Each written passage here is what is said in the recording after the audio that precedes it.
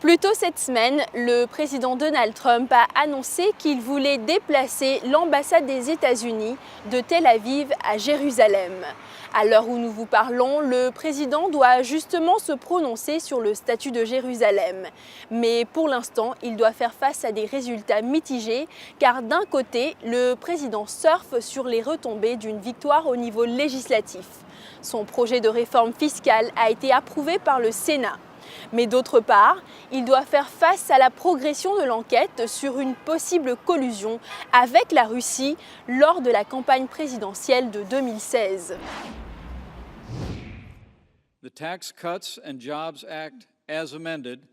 Le samedi 2 décembre, le Sénat américain a adopté la réforme fiscale de Donald Trump qui constitue la pierre angulaire de son agenda économique.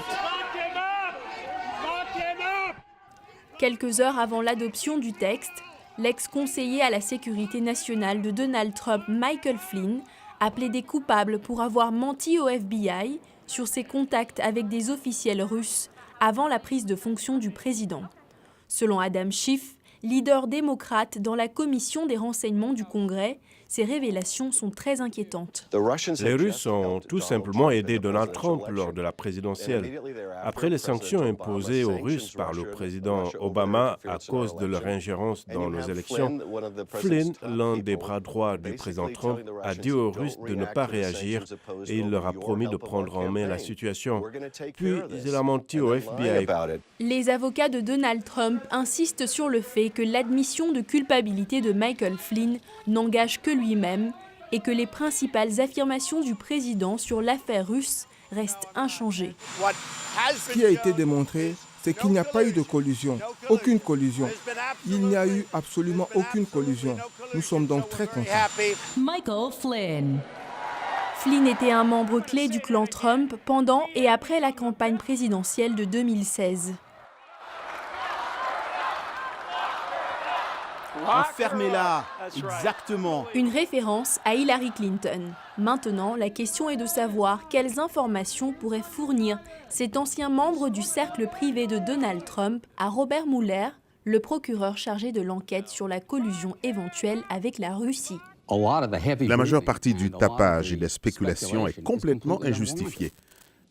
À mon avis, plaider coupable n'indique pas qu'il y a davantage à creuser dans cette affaire. Je pense que Flynn va incriminer d'autres membres de l'administration. Cependant, je ne sais pas si cela va impliquer le président. Alors que l'enquête russe continue à évoluer, le président n'arrête pas de vanter les mérites de sa réforme fiscale qui est à 2 pas de devenir une loi. Les Américains vont être très contents. Ils vont bénéficier d'importants allègements et des réductions fiscales. C'est ce dont le pays a besoin. Parce que le Sénat et la Chambre des représentants ont adopté des versions différentes de réforme fiscale, les républicains doivent maintenant s'entendre sur un texte unifié qu'ils achemineront au président après son approbation par les 2 chambres du Congrès. Les républicains promettent une relance de la croissance économique qui va permettre d'améliorer les finances américaines. Quant aux démocrates, ils avancent que ces réformes ne bénéficieront qu'aux plus riches au détriment de la classe moyenne et ne feront qu'augmenter la dette nationale.